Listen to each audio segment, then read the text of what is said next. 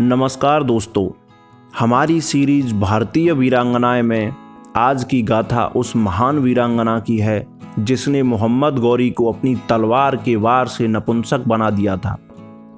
जैन विद्वान मेरुतंग द्वारा लिखित प्रबंध चिंतामणि तथा अन्य कई इतिहासकारों के अनुसार इस हार के बाद मोहम्मद गौरी की फिर से इस राज्य पर 13 वर्ष तक हमला करने की हिम्मत नहीं हुई।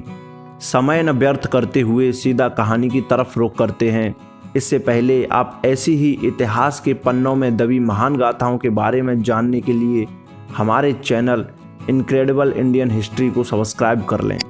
कदम के महामंडलेश्वर शिवचित्ता परमांडी के घर जन्मी इस वीरांगना का नाम था नायकी देवी।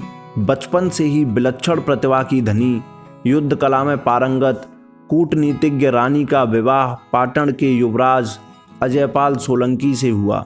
इनके 2 पुत्र हुए जिनके नाम मूलराज तथा भीमदेव रखे गए। अजयपाल सोलंकी सन 1171 में पाटन के राजा बने। लगभग 4 वर्ष तक इन्होंने पाटन राज्य पर शासन किया। सन 1175 में इन्हीं के अंगरक्षक ने धोखे से इनकी जान ले ली।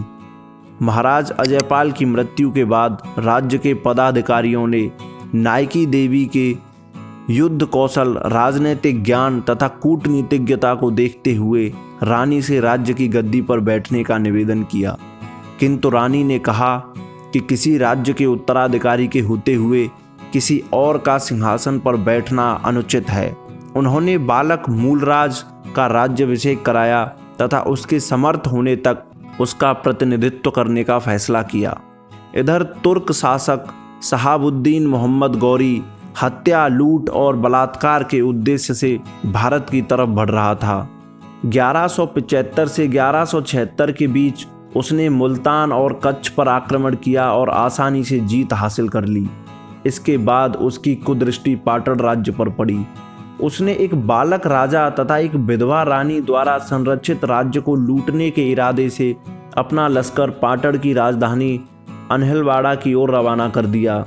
राजमाता नायकी देवी के गुप्तचरों ने गुप्त संदेश भेजकर रानी को आगाह किया कि मोहम्मद गौरी समुद्र के समान विशाल सेना लेकर अनहिलवाड़ा की ओर रुख कर चुका है।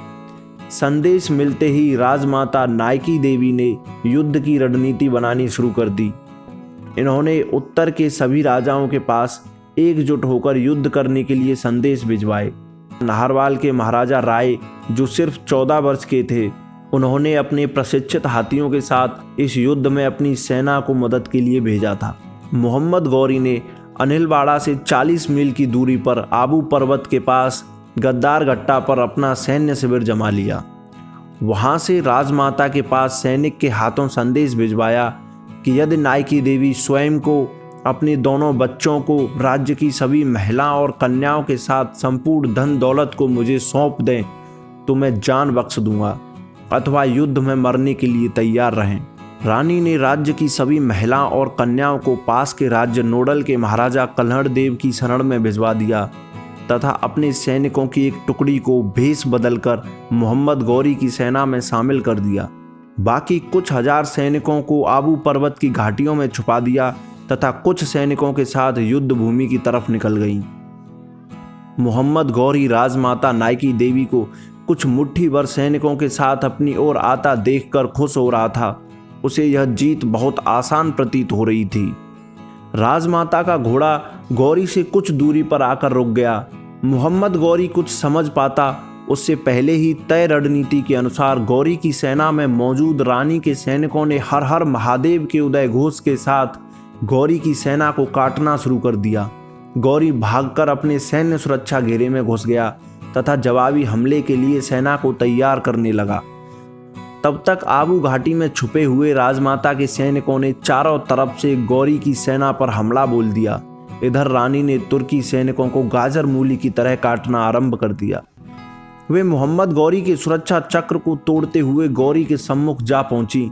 साक्षात चंडी का रूप धारण कर राजमाता नायकी देवी ने ऐसे शौर्य का परिचय दिया कि लोहलुहान मोहम्मद गौरी को मैदान छोड़कर भागना पड़ा। उसके घावों से रक्त बह रहा था, किंतु वह इलाज के लिए भी घोड़े से नीचे नहीं उतरा। उसने सैनिकों को आदेश दिया कि मुल्तान पहुंचने तक उसका घोड़ा रुकना नहीं चाहिए। ऐसा कहा जाता है कि मुल्तान पहुंचकर जब उसने अपने घाव देखे तो उसे पता चला कि रानी के तलवार के वार से वह अपना गुप्तांग खो चुका है, वह हमेशा के लिए नपुंसक बन चुका है। इसके बाद अगले 13 वर्ष तक उसने इस राज्य की तरफ आंख उठाकर भी नहीं देखा। ये था राजमाता नायकी देवी का पराक्रम। उनकी इस वीरता के लिए इस वीडियो को लाइक करें तथा आपको किसी वीर नारी के बारे में जानना है तो उसका नाम हमें कमेंट करें। धन्यवाद।